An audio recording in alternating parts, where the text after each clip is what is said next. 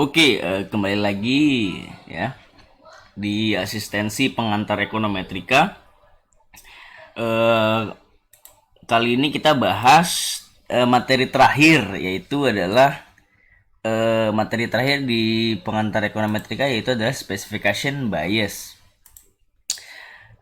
Jadi kita sudah membahas tentang masalah multicollinearity, terus juga masalah heteroskedasticity, autokorelasi, dan sampailah kita di masalah specification bias. Nah, masalah specification bias merupakan masalah eh, yang sangat penting yang harus dibenahi ya. Tapi permasalahannya adalah eh, tidak ada yang tahu model yang sebenarnya gitu. Tapi kita tahu mana model yang salah ya dengan cara melakukan tes statistika. Tapi nggak tahu mana model yang paling benar gitu loh ya. Yang paling benar kita tahu, maksudnya model yang sudah tidak bisa diubah lagi gitu, itu nggak ada gitu loh. Jadi kita hanya bisa bilang bahwa model lain itu salah, tapi belum berarti bahwa model kita itu benar. Kenapa? Karena hari ini benar, bisa jadi besok ada yang lebih baik lagi modelnya gitu ya. Dan tetap ingat bahwa kaidah-kaidah kita adalah stokastik ya. Jadi jangan bilang kak, hasil regresi gue nih R square nya 100% nih, wah itu harus dilihat tuh, itu pasti deterministik tuh, nggak punya error tuh. Jadi jangan seperti itu ya, itu harus sudah mengerti dari sejak pertemuan pertama. Oke, sekarang kita masuk ke specification and data problem, specification error atau specification bias. Nah, dari ketika kita membuat model gitu ya, yang pertama yang harus kita lakukan ataupun yang harus menjadi pedoman ya. Baik. Iya, sebentar. Sebentar ya.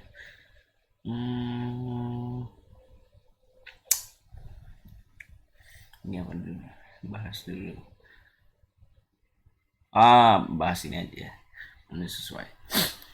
Nah, jadi secara fungsi itu model kita kan tidak selalu linear ya, dan juga tidak melulu formatnya seperti ini gitu, beta 0 plus beta 1 x1 plus beta 2 x2 plus error misalnya. Kan nggak melulu seperti ini.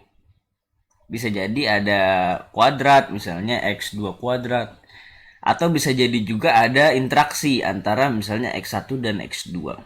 Nah, itu yang akan kita perdalam. Dan itu merupakan functional form dari model kita gitu, yang harus kita cari mana yang paling baik. Nah,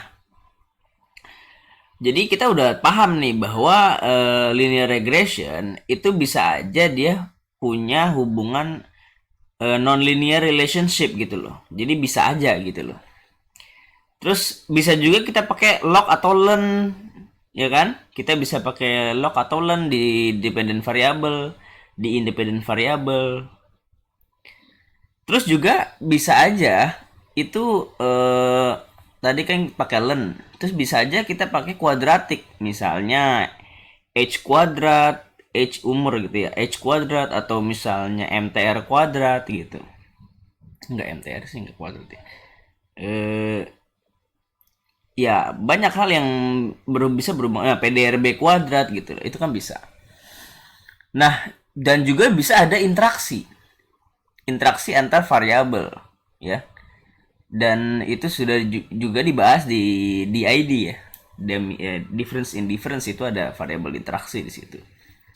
Nah, bagaimana kita tahu mana model yang paling benar, mana model yang paling baik? Nah, yang pertama yang harus kita tekankan dan pahami di dalam diri kita, yaitu adalah kita harus menggunakan teori ekonomi. Oke, jadi number one is economic theory to guide you. Jadi economic teori. Nah ini gue kasih tahu karena gue bertanggung jawab terhadap kalian yang menonton video gue dan juga bertanggung jawab terhadap teman-teman di asistensi di kelas, bahwa yang pertama jangan buat model sembarangan ya. Jadi harus sesuai teori. Terserah teori apa gitu ya. Tapi kalau di dalam model ekonomi ya teori ekonomi. Jadi harus sesuai teori. Nah, teori itu bisa disusun itu berdasarkan logika ataupun ya pemahaman dia apakah induktif atau deduktif.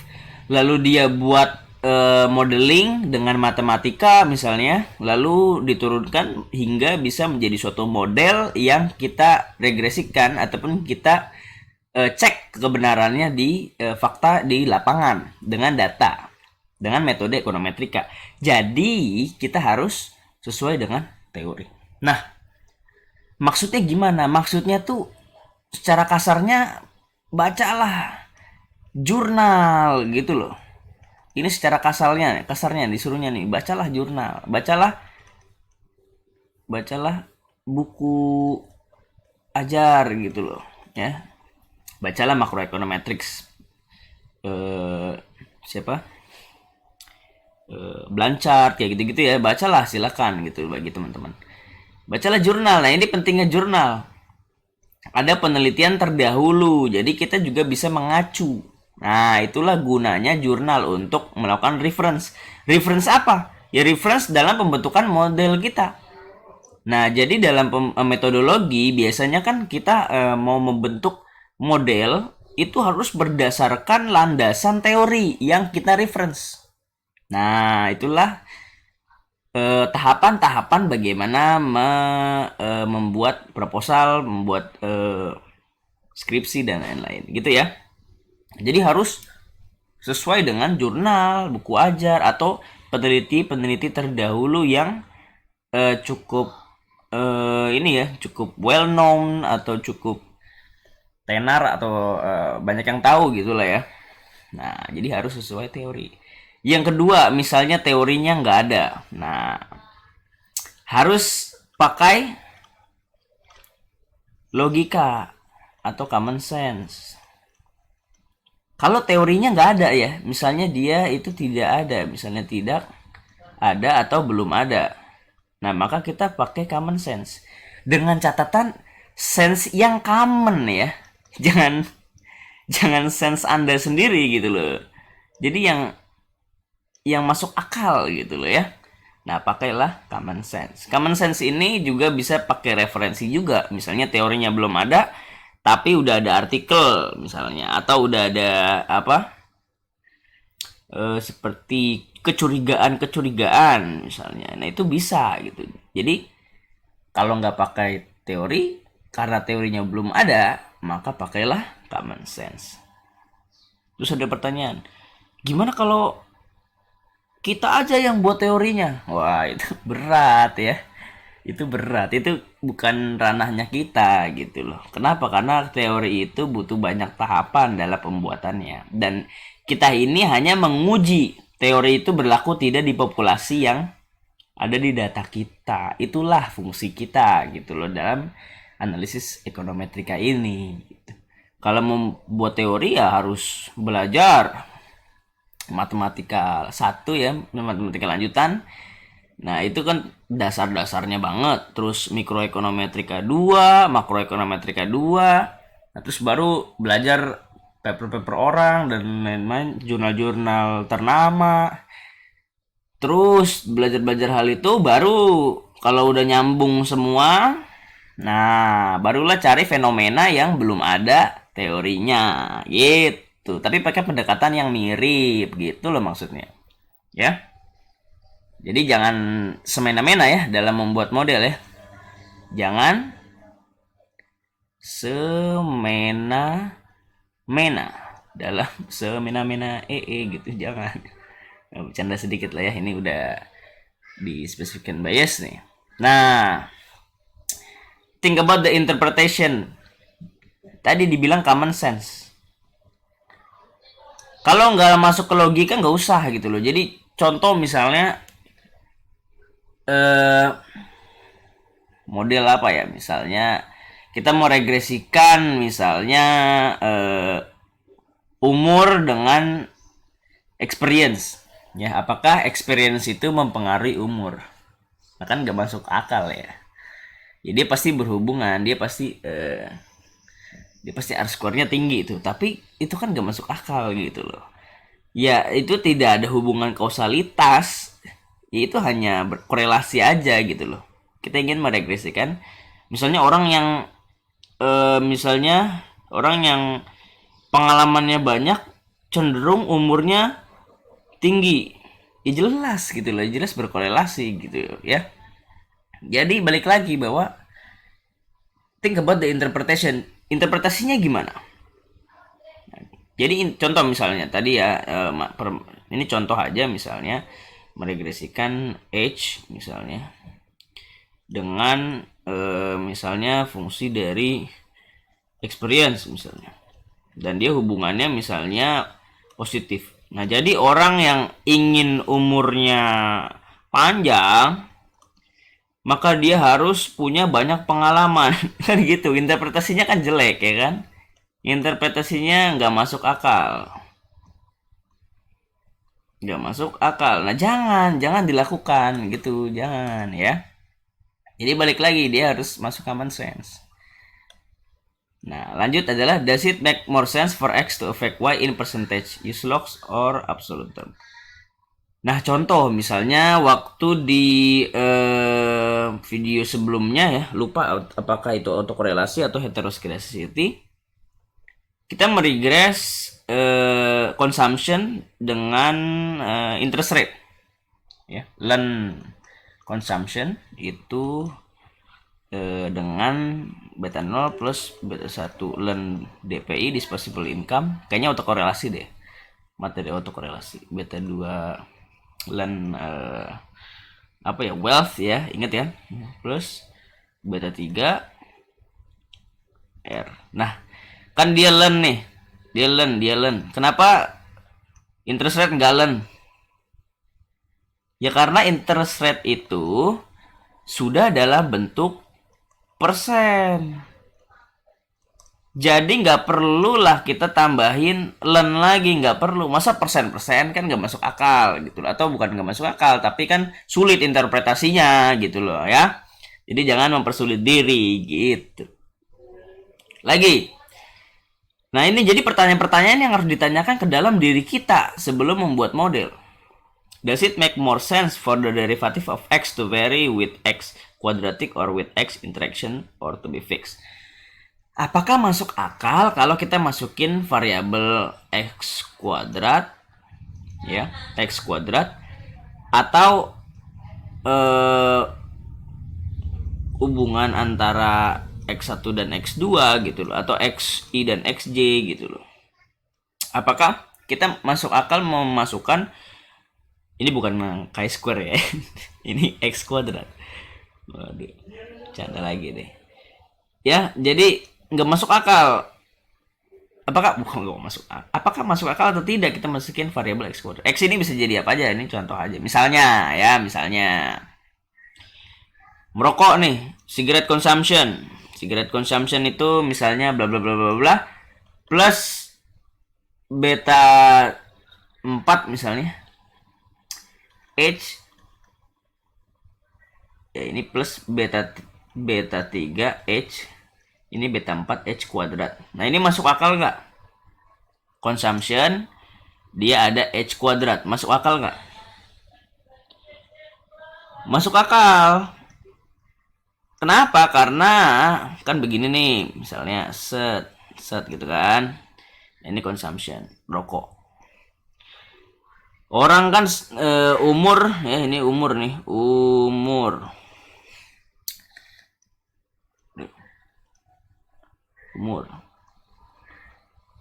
orang kan semakin besar umurnya, konsumsinya semakin tinggi nih misalnya. Tapi pada poin tertentu dia ya udah maksimum, tapi semakin tua ya udah diomelin istri, diomelin anak, diomelin cucu kalau ngerokok. Jadi dia berkurang ya. Nah, masuk akal. Jadi gitu. Apakah masuk akal masukin kuadratik di dalam model kita atau tidak. Atau memang secara teori dia ada kuadratik. Contoh misalnya ketimpangan itu Gini rasio. Itu kita masukkan misalnya fungsi dari PDB dan ada PDB kuadrat, produk distributif kuadrat dan lain-lainnya. Nah, ini kan kesenjangan itu berlaku kuadrat itu menurut Kuznets kan? Kuznets. Nah, itu ada teorinya. Jadi memasukkan variabel kuadratik ini dengan teori. Itulah contoh gitu ya. Oke. Nah, seperti biasa kita akan lebih banyak di stata. Jadi konsepnya ya hanya mengulang dari Ibu Prani aja ya. Karena sudah cukup baik. Nah, we already know how to test joint exclusion restriction. Nah, jadi kan kita tahu nih ada beberapa tes ya. Sebelumnya kita udah belajar setelah tes. Ada MWD test. Siapa yang belum belajar coba ya. MWD test. Itu untuk tes apa? Penggunaan dia itu log atau linear. Atau log linear bisa digunakan bareng-bareng. Nah, itu MWD test. Kalau mau lihat ada di asistensi pertemuan 8 ya, MWD test. Dan juga ada restricted test. Ya, restricted test. Nah, ini juga berkaitan dengan specification. Nah, itu juga di pertemuan 8 juga. Di pertemuan 8 waktu ngebahas exercise pertemuan 8. Nah, jadi udah nih kita tahu nih apakah model kita itu harus log, apakah dia harus linear atau dua-duanya bisa. Nah, itu tesnya namanya MWD test. Prosedurnya ada di video di pertemuan 8. Silakan dicek pakai stata. Ya. Lanjut. Nah, juga ada tes lain namanya Ramsey reset test. Dan juga nah ini Ramsey reset. Jadi untuk konsepnya dulu nih. Ramsey reset itu dia punya trik yang sama dengan white test ya, special form of the white test. Instead of adding functions of x directly, we add the test function of y cap. Nah, pertanyaannya kenapa? Ingat gak? Harusnya ingat. White test ingat gak white test? Nah, itu ada di mana tuh? Di heteroscedasticity atau di autocorrelation? Nah, ayo ingat gak? Kalau ingat berarti Anda sudah menonton video-video sebelumnya. Saya saja lupa gitu. Bercanda. Nah, jadi maksudnya apa sih? Sama seperti white test, itu dia menggunakan fitted value. Itu y cap. Nah, tapi di sini dimasukkan y cap kuadrat dan y cap pangkat 3. Sementara kalau di autokorelasi itu y cap lag waktu ya, jadi lag waktu. Nah, gitu. Oke. Jadi maksudnya apa? Maksudnya apakah kalau kita tambahin ya, kita tambahin nih, terus signifikan. Nah, terus R square-nya itu signifikan naik atau enggak? R square auxiliary. Ini namanya kalau dapat R square itu dijadikan R square auxiliary. Apakah R square-nya itu signifikan meningkat atau tidak gitu loh, ya. Nah, kalau misalnya dia signifikan meningkat, lah berarti kan dia butuh variabel yang baru. Ini kan hanya variabel tricky aja, dimasukin ngasal istilahnya gitu loh. Jadi masih ada bagian yang belum ada di model kita dan dia itu cukup penting. Itulah inti dari Ramsey reset test. Ya, apakah handle-nya itu dia itu no specification bias karena kan dia tidak signifikan, atau dia itu ada specification bias kalau dia signifikan. Nah, dia itu pakai F test ya dengan restriksinya 2 ya, ditambah 2, terus n minus k minus 3, atau pakai LM chi square. Oke, bagaimana kalau di statanya? Mari kita lihat. Terus hetero lagi kan? Jadi table 1. Oke, ini ada wage function. Bentar ya. Ada data wages and related data. Dimana kita mau meregresikan ya gaji wage itu dipengaruhi oleh ini wage determinan ya, hourly wage rate. Apakah kalau dia wage rate itu dipengaruhi oleh apa aja? Apakah ada diskriminasi atau tidak terhadap gender, terhadap ras? Terus juga bergantung terhadap union atau tidak. Apakah tingkat pendidikan mempengaruhi wages? Apakah experience mempengaruhi wages? Nah, jadi kita regresikan nih. Regresikan wage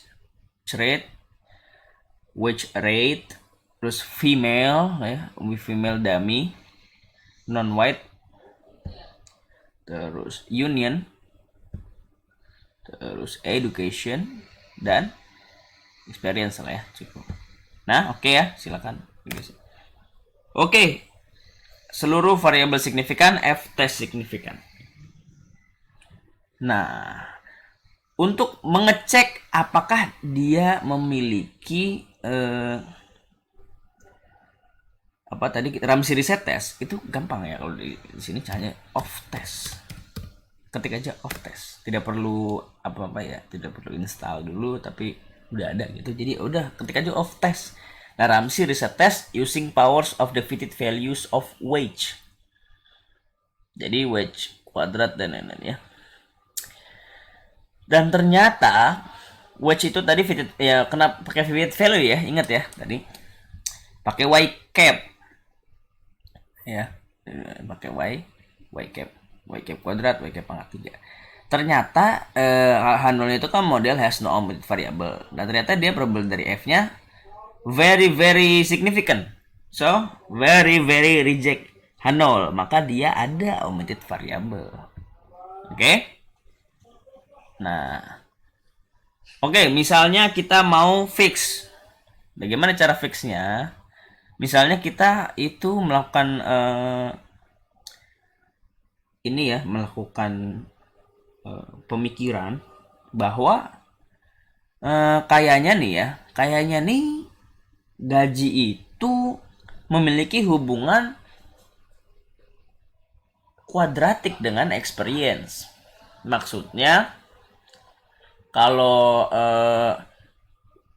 experience-nya makin tinggi itu, atau gini, kan sebenarnya experience itu seperti age ya, seperti umur gitu, seperti umur. Dimana dia memiliki hubungan. Coba di sini kan nggak ada age. Di sini ada age nih. Di sini age ada. Ya, oke. Lupakan yang tadi, lupakan kata-kata yang tadi, lupakan. Nanti kita coba pakai age. Tapi sebelum itu, yang kita fokus di sini. Nah, misalnya ada indikasi bahwa, bukan indikasi, tapi misalnya kita menebak. Ini misalnya aja. Tapi yang penting logikanya didapatkan ya. Misalnya itu experience itu memiliki hubungan kuadratik dengan gaji. Di mana misalnya gajinya meningkat hingga umur produktif paling tinggi. Yaitu misalnya umur 40 tahun. Dan terus menurun karena mungkin sudah retire atau sudah penurunan kemampuan. Nah, ini tipikal labor blue collar job. Misalnya buruh pabrik. Nah, kan kalau dia nggak produktif kan gajinya kecil dong. Walaupun kalau dia misalnya dosen atau misalnya guru atau misalnya profesor, nah itu kan semakin tua ya semakin tinggi gajinya. Semakin berpengalaman ya semakin tinggi. Nah, maka kita coba aja. Kita coba cek. Maka kita generate variabel baru yaitu experience kuadrat. Ya, gampang ya. Semua harus sudah bisa lah ini. Di Stata 101. Jangan lupa ditonton. Stata 101, multicollinearity, heteroscedasticity, autocorrelation, specific and bias, wajib ditonton. Kenapa? Karena itu adalah legacy. Serem banget. Bukan begitu maksudnya bukan legacy, tapi itu wajib dipahami oleh seluruh anak ekonomi FEUI. Seluruh maksudnya bukan gitu, pokoknya itu pengetahuan dasar, ya, pengetahuan dasar yang wajib diketahui. Lanjut. Udah, experience dengan experience kuadrat. Nah, mungkin nanti di antara kalian ada yang mau jadi asisten dosen ke depannya, jangan sampai nggak ditonton. Ya, jangan sampai nggak ditonton, itu penting. Expert variable expert already defined. Apa sih? Udah ada expert kuadrat. Oh iya, masa? Astagfirullahaladzim. Halo nih, kebanyakan ngobrol. Expert key adalah expert kuadrat. Nah, ini baru benar tadi salah. Oke, good. Maka kita regresikan ya, karena saya malas ngetik jadi saya copy aja. Maksudnya bukan malas ya, tapi biar cepat, lebih efisien. Kita copy. Waduh, kaget. Terus experience kuadrat masukin. Ya, boom. Dan ternyata dia signifikan juga. Kita lihat ke atas, R square tadi berapa? Adjusted R square 0,3207, di sini 0,33. Nah, kan lebih besar walaupun nambahnya cuma sedikit. Kita coba off test. Ternyata masih ada omitted variable. Ya, masih ada omitted variable. Lalu kita berpikir keras ya. Wah, gimana nih? Berpikir keras supaya membenahi apa yang terjadi gitu loh. Bagaimana kira-kira harus kita membenahi masalah specification bias ini. Lalu muncullah ide. Nah, gimana kalau kita masukin interaksi antara experience dengan female. Maksudnya female itu dummy. Nah, experience itu kan numerik, female-nya dummy, jadi bisa diinteraksikan. Ya, jadi maksudnya apakah kalau cowok dengan pengalaman yang tinggi itu gajinya itu tinggi banget, atau kalau cewek yang pengalamannya tinggi itu gimana perbedaannya? Jadi oke lah, kita coba ya, nggak ada salahnya. Terus ada yang nanya nih, misalnya di dalam benak Anda, lo kok kayak coba-coba begitu loh, kayak nggak, tidak berilmu Anda. Waduh, bukan begitu ya. Jadi dalam specification bias ini tidak ada tuntunan kemana solusinya, itu nggak ada. Kenapa? Karena nggak ada yang tahu model yang benar seperti apa. Tapi kita tahu mana model yang salah. Nanti kita bisa lihat di akhir bahwa kita cek mana model yang paling relatif lebih baik di antara yang lain ya. Jadi caranya begini, trial aja gitu loh ya. Tapi juga dengan education guys ya, dengan educated guys. Ya, dengan otak juga, atau dengan jurnal. Nah, cari misalnya ada jurnal yang masukin experience kuadrat, atau ada jurnal yang masukin korelasi, covariance, interaksi antara female dan experience. Ya, kita juga dong. Ya, kita masukin. Generate namanya expert female. Expert. Oh, apa udah ada ya? Oh, udah ada. Ya. Maka kita regresikan seperti yang tadi. Regresikan. Jangan lupa dimasukin interaksi ya. Itu adalah ini ya, education and experience. Interaction kok education and experience? Salah, experience and female. Experience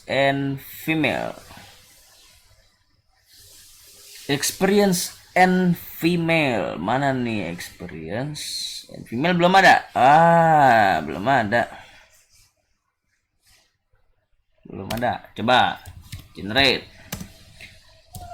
X per female ya, X per female ya, X per female.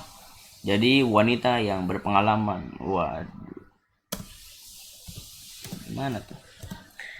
X per female. Kita masukkan adalah X per dikali female. Oke. Mantap. Boom. Regresi kan? Hajar. Good. Masukin X per female. Oke, good. Ternyata dia signifikan juga. Dan adjusted R square-nya 0,3367. Kalau yang di atas 0,3334. Jadi lebih baik. Lebih baik juga gitu ya.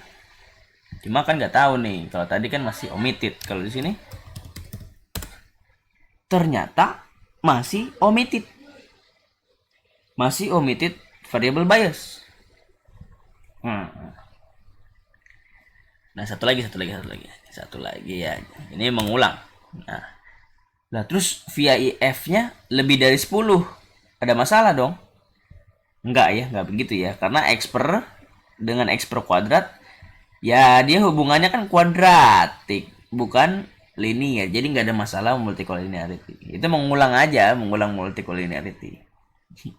Sebenarnya sih lupa disampaikan waktu di materi multicollinearity ya, di sini ya. Diperbaiki lah gitu ya. Terus kita balik lagi. Nah, ternyata lo kok masalah terus nih. Lalu bagaimana cara kita ngapain lagi? Nah, jadi walaupun hasil dari Ramsey test itu menunjukkan bahwa ada omitted variable, bukan berarti ya model kita tuh kayak jelek banget gitu, apa enggak. Tapi tetap ada manfaat. Apa manfaatnya? Lihat sini. Kita pakai auxiliary model untuk menghitung apakah model kita dengan dua tambahan variabel baru, yaitu experience kuadrat dan experience female, itu benar atau tidak. Kita menggunakan f-test, yaitu R square dari unrestricted itu yang awal ya, dikurang R square yang restricted, dibagi jumlah variabel tambahan ataupun restriksinya, terus 1 minus R square unrestricted dibagi n minus k. Nah, K di sini itu adalah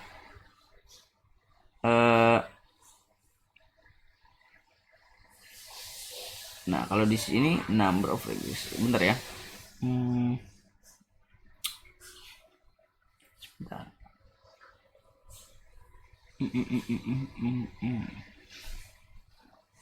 289 di sini, bentar ya. Lihat dulu di sini kurang 8. Oke. Jadi K di sini itu including beta 0 ya. Oke, mana? Jadi yang awal kok ini. Yang awal, nah ini kita kecilin aja bisa. Kecilin, masukin sini dikit. Ini hari apa nih? Oke, masukin sini, kita ini bisa digeser nggak? Tidak bisa. Gimana dong? Oke, ini masukin sini bisa ya. Good. Kurang kelihatan. Nah, masuk sini. Oh, bisa. Good. Model pertama kita punya R square itu yang unrestricted itu yang unrestricted. Kok gimana sih unrestricted? Oke, jadi ya. Jadi yang R square dari unrestricted model itu adalah yang unrestricted nih, yang unrestricted sebentar ya, ada urusan sebentar.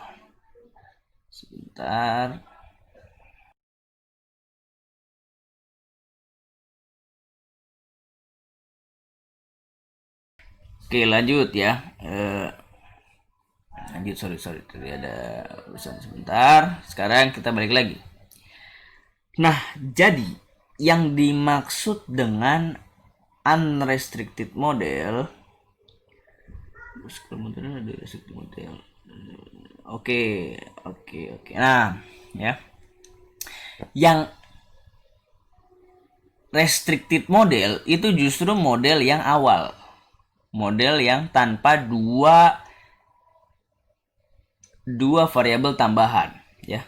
Kan belum ada experience kuadrat sama female experience. Nah, ini namanya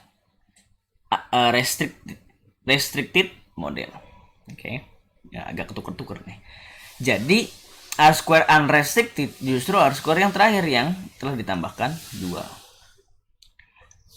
Nah, jadi R square unrestricted ini, nah ini tolong diingat ya. Jadi 0,3403 dikurang restricted yang awal 0,3233 dibagi M-nya itu 2 karena ada 2 variabel tambahan atau 2 variabel yang dikurangi kalau kita pakai sudut pandang yang ini. 2 variabel yang dikurangi. Kalau ini dikurangi 2, ya jadilah model yang ini gitu. Kalau pakai sudut pandang yang bawah. Oke, dibagi 1 minus R square dari unrestricted. Nah, unrestricted yang mana? Yang 0,3403 ya, jangan lupa. Dan dibagi N-nya di sini 1289 ya. 1289 dikurang K. K-nya itu ada 8 karena kan including beta 0. Nah, hasilnya itu adalah 16,67. Nah, ini udah gue hitung dulu sebelumnya. Nah, karena for 2DF itu 181 devaluasi highlight. Nah, dan kita punya F tabel ya. F tabel dengan DF-nya itu 2,1281 ya. 2 itu tadi M-nya. Terus 181 itu ini ya, 189 kurang 8. Kita dibandingkan dengan ini itu sangat signifikan. Nah, kalau sangat signifikan berarti apa? Oh iya, H0 dan HA-nya belum dikasih tahu nih. Nah, jadi itu maksudnya adalah menambah 2 variabel baru ataupun tambahan 2 variabel baru itu merupakan model yang paling baik, yaitu model dengan X per kuadrat dan female X per. Oke. Nah, kalau reject H0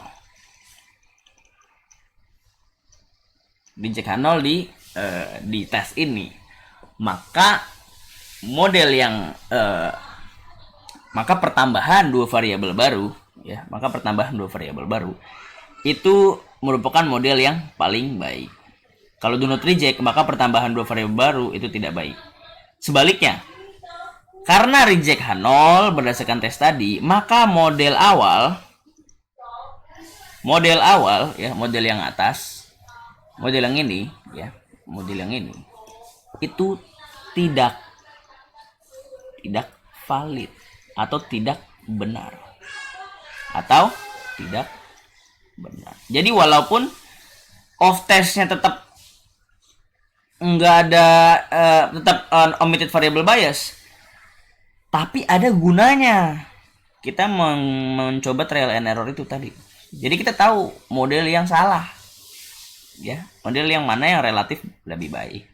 Oke. Nah, satu lagi. tadi udah tesnya ya. Terus misalnya kalian ini bentar ya, ini mau 39 masih lama. Misalnya kalian mau contoh nih, kayak gitu gue kurang ini kak, kurang puas kak, lu tetap omitted. Oke, gue kasih ini data gue ya, yang gue cari sendiri.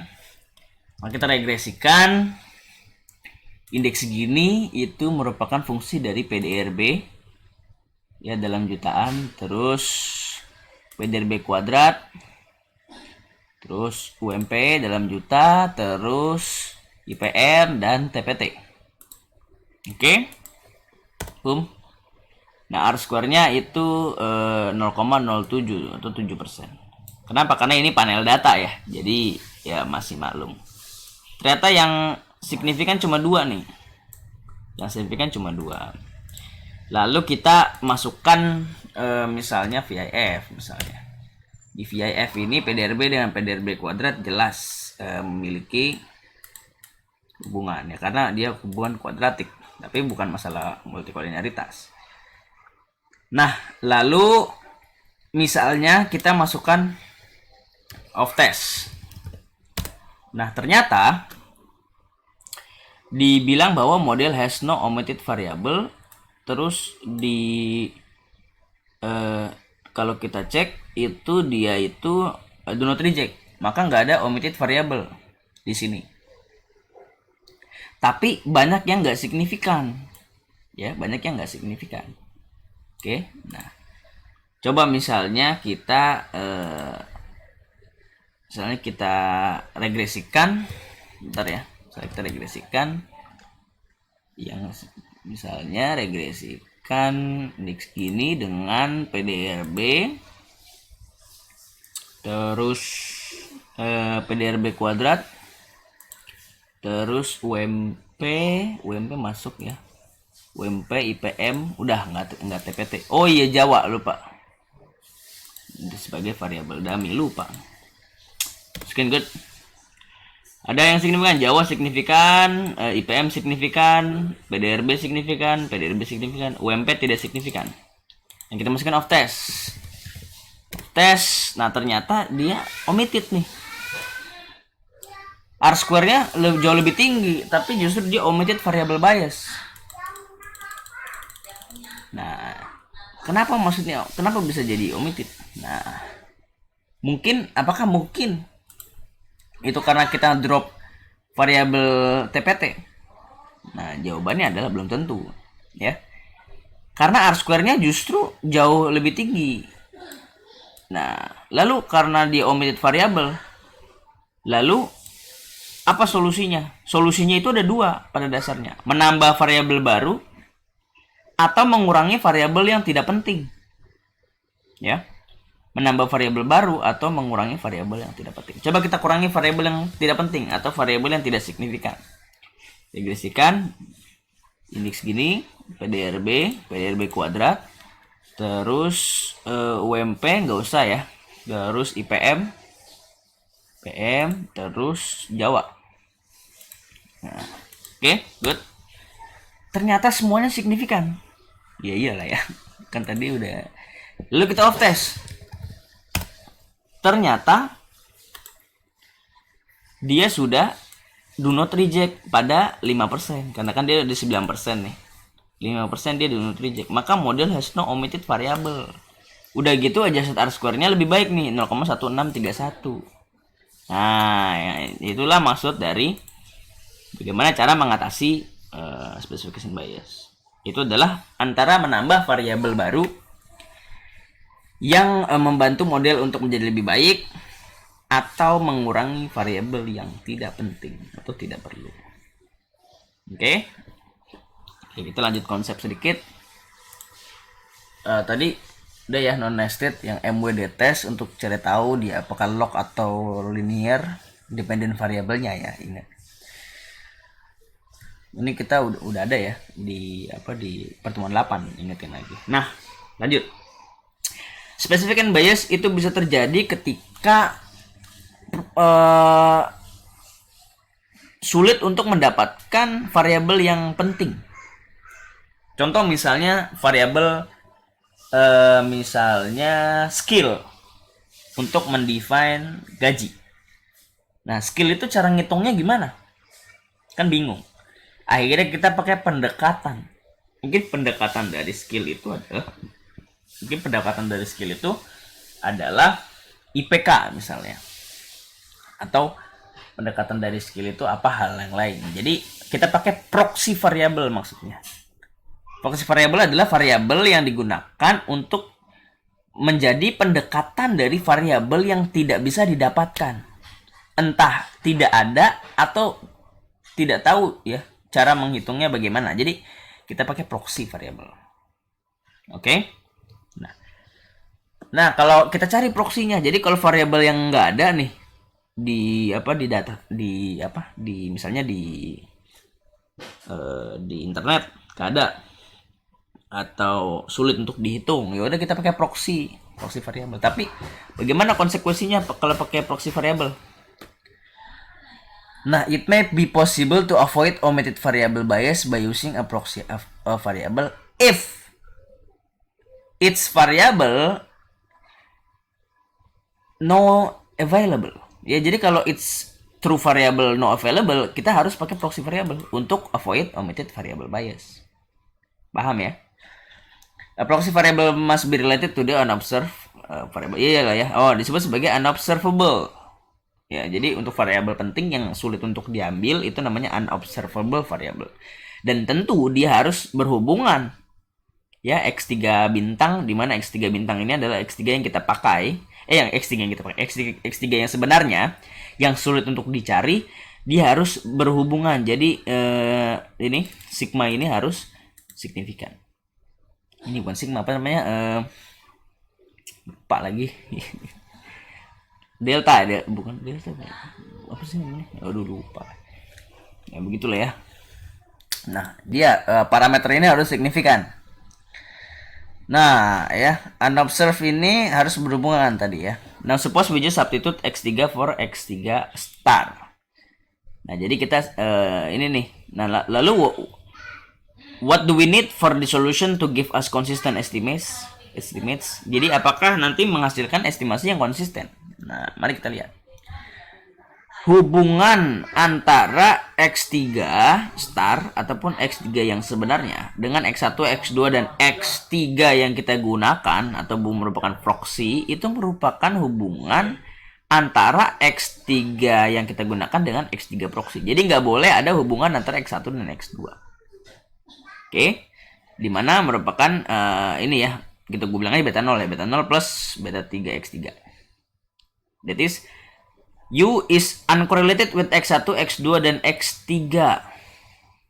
And V3 is uncorrelated with X1, X2, dan X3. Jadi gitu. Jadi untuk errornya sendiri itu tidak boleh, ya jelas. Seperti biasa error nggak boleh berhubungan dengan independent variable. Dan sebaliknya, V dari hubungan antara proxy variable dengan variable yang asli, V3, itu nggak boleh berhubungan atau nggak boleh berkorelasi dengan X3 yang kita gunakan. Semoga tidak membingungkan ya. Kita tetap fokus nih harus. Maka ya udah. Karena maka running lah y sama dengan beta 0 plus beta 3 parameter tersebut plus beta 1 X1 plus dan seterusnya. Jangan lupa errornya juga error plus beta 3 V3 dari sini. Oke. Kita ini kan kita transformasikan dong ya kan, X3 gunakan sama dengan ini, maka X3 nya dimasukin yang ini di sini. Jadi kita transformasikan, kita substitusi, akhirnya jadi kayak gini, and we have just redefined intercept error term X3 coefficient without out consumption can end up with bias estimate. Jadi kalau misalnya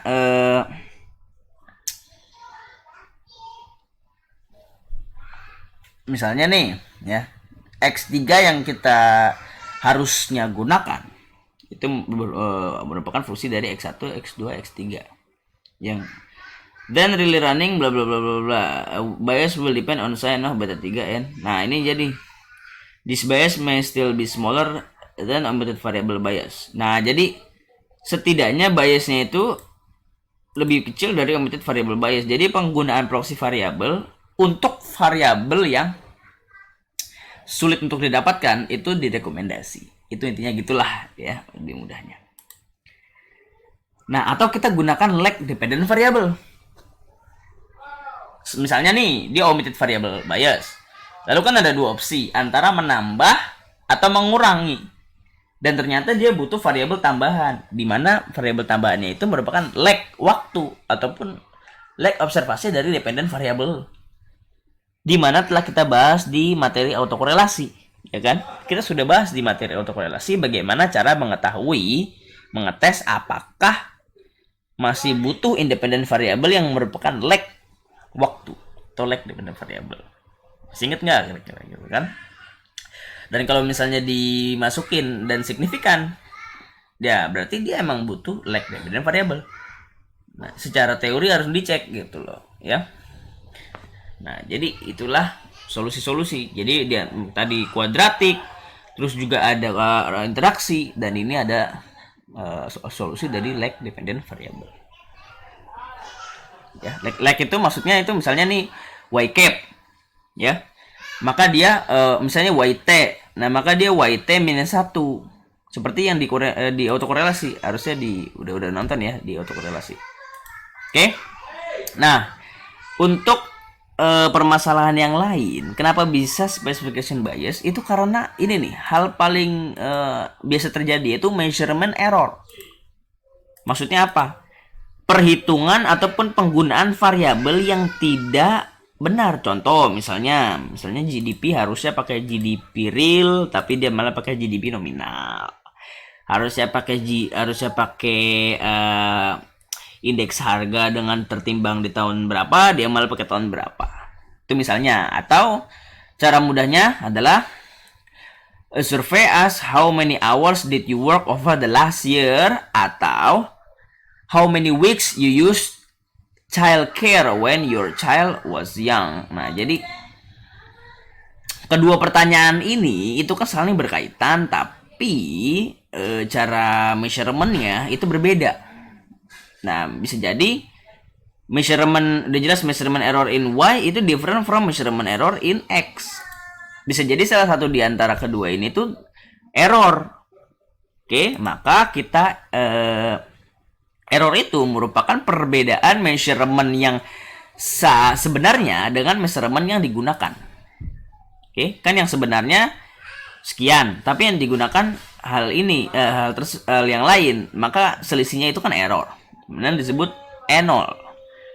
Maka kita itu mengestimasi sebenarnya itu Y sebenarnya bla bla bla bla bla plus error plus residual plus E0. Ya kenapa? Karena kita pakai Y.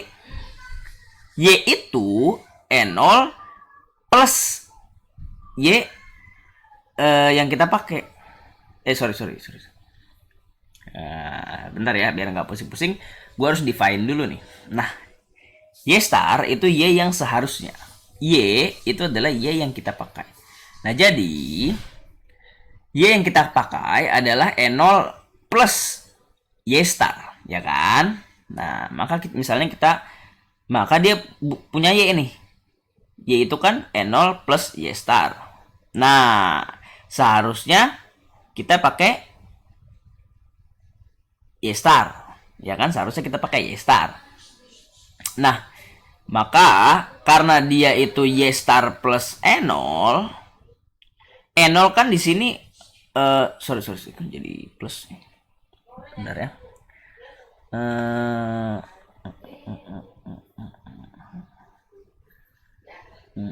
Gue agak lupa nih, bentar. Sebentar.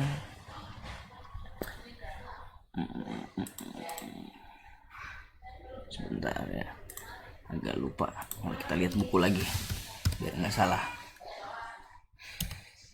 Woolrich, kembalilah ke Woolrich. Good. Nah, ini dia nih. Jadi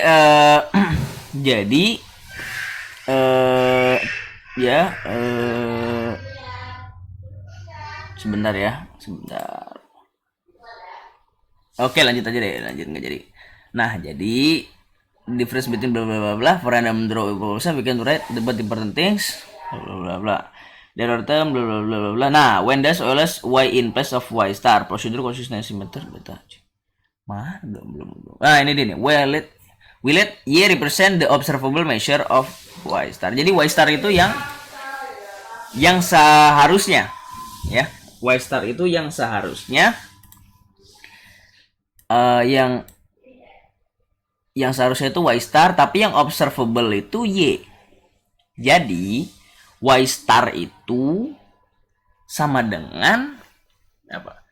Y star itu sama dengan y minus E0 ya. Jadi y minus E0. Karena y minus E0 minus E0 ke kanan jadi plus E0. Gitu maksudnya ya. Tadi agak lupa. Nah, itulah kenapa menjadi seperti ini gitu loh. When will OLS procedure unbiased? Jadi kapan OLS itu unbiased?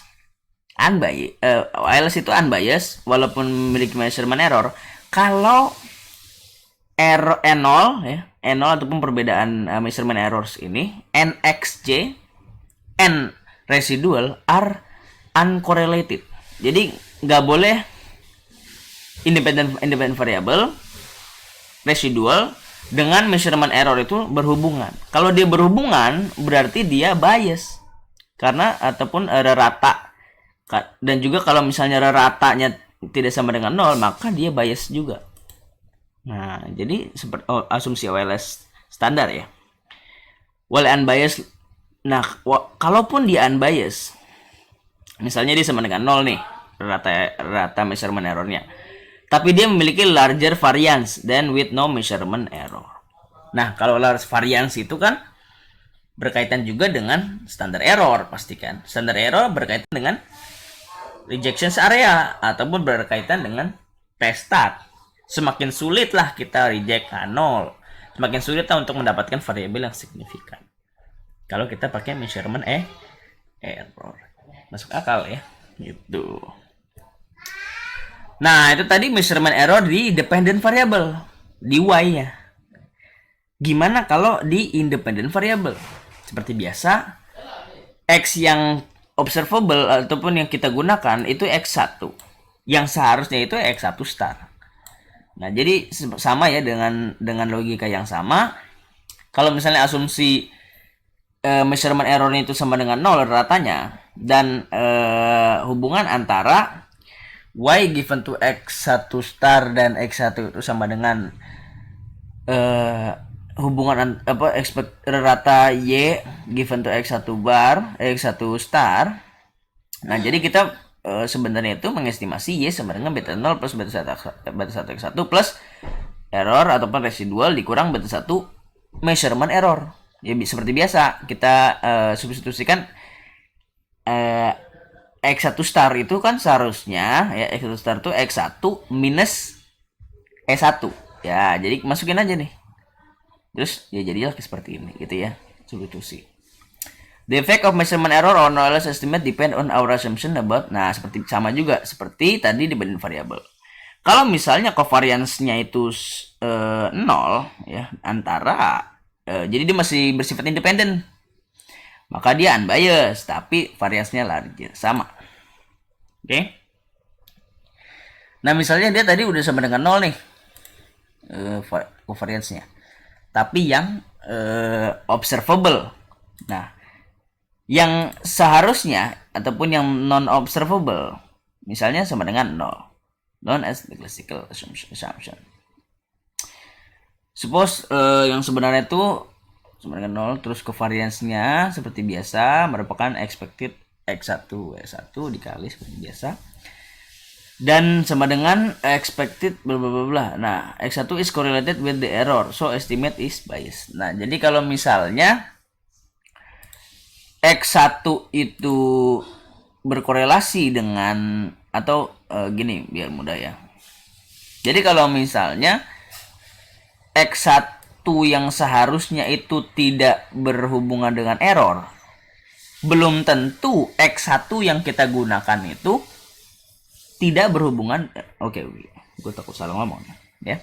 Bentar. Jadi gini. Kalau misalnya ya, X1 yang ataupun X yang variabel independen yang kita gunakan itu memang secara sebenarnya dia tidak berhubungan dengan error atau udah bersifat independen. Itu belum tentu variabel yang kita gunakan yang observable itu juga tidak berhubungan dengan error. Tapi bisa jadi itu correlated with the error. Maka estimate is bias. Nah, ini possibility-nya gitu loh. Oke. Dan ini seperti biasa secara matematis. Ini lanjutannya. Jadi intinya gitu ya. Nanti kita dapat missing data is the problem. Udah non-random. Ini juga ada nih. Ternyata non-random sample juga berkaitan. If the sample is chosen on the basis of an X variable, then estimate are unbiased.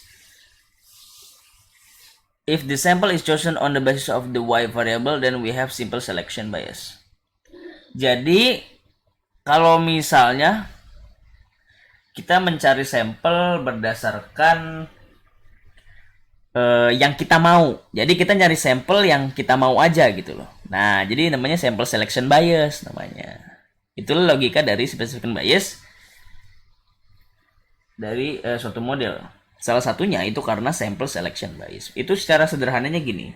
Kita mau bilang bahwa ganjil genap itu menurunkan kemacetan. Nah, ya udah kita cari responden-responden yang bilang begitu aja. Yang nggak bilang begitu ataupun yang bilang ganjil genap itu bikin macet, nggak usah di wawancara.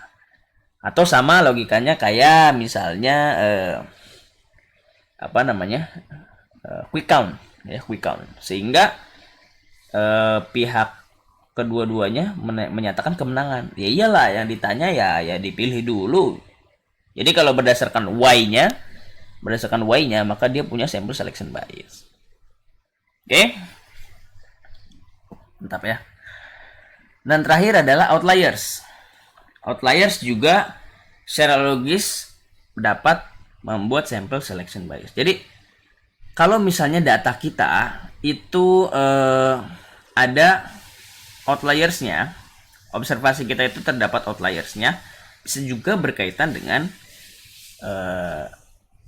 selection bias, specification bias. Nah, hal tersebut itu berlaku secara logis karena memang di luar dari range data yang harusnya kita gunakan, maka itu akan mengganggu gitu loh, istilahnya kan gitu. Secara statistik harusnya kita sudah belajar ya, outliers itu harus dihilangkan ataupun dibilang bahasa Indonesia itu pencilan karena dia mengganggu. Ya sebenarnya seharusnya gue nggak usah jelasin lagi ya. Secara sederhananya misalnya ada pendapatan orang 5 juta, tiba-tiba ada 500 miliar. Wah, itu kan jadi mengganggu sekali ya, gitu ya. Nah, maka bagaimana cara kita mendeteksi outliers? Bisa ya dengan stata, yaitu kita lakukan regresi dulu ya, we taking a regression. Sebentar, taking a regression.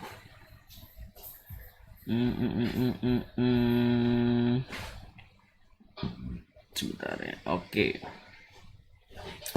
good. Misalnya pakai yang mana ya? Apa pakai ini aja ya? Pakai ini aja dah. Pakai ini aja, regresikan indeks segini. Terus PDRB kuadrat, terus IPM, terus sudah Jawa kayaknya nggak usah. Jawa juga. Oke, good ya. Oke, kita mau lihat apakah ada multiplier atau multiplier. Apakah ada outlier atau tidak? AVI plot.